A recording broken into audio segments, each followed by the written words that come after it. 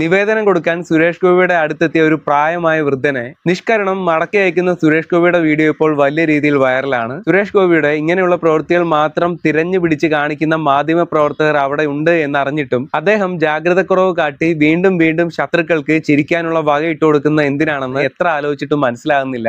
ചിലപ്പോൾ സ്ഥിരം രാഷ്ട്രീയക്കാരെ പോലെ ആ നിവേദനം വാങ്ങിവെച്ച് അദ്ദേഹത്തെ പറ്റിക്കണ്ട എന്ന് കരുതിയിട്ടായിരിക്കും അദ്ദേഹത്തിന്റെ സ്ഥിരം ശൈലിയിൽ അദ്ദേഹം അത് പറ്റില്ല എന്ന് പറഞ്ഞത്. പക്ഷേ എന്തൊക്കെ പറഞ്ഞാലും ആ പാവം വൃദ്ധന്റെ ദയനീയമായിട്ടുള്ള മുഖം മനസ്സിൽ നിന്നും മായുന്നില്ല. വീട് തകർന്നുപോയ ആ പാവം മനുഷ്യൻ പഞ്ചായത്ത് മുതൽ മുകളിൽ MLA വരെയുള്ള ആൾക്കാർക്ക് നിവേദനം നൽകിയിരുന്നു എന്ന് പറയപ്പെടുന്നു. എന്നാൽ വാഗ്ദാനങ്ങളല്ലാതെ മറ്റൊരു കാര്യങ്ങളും നടന്നതുമില്ല.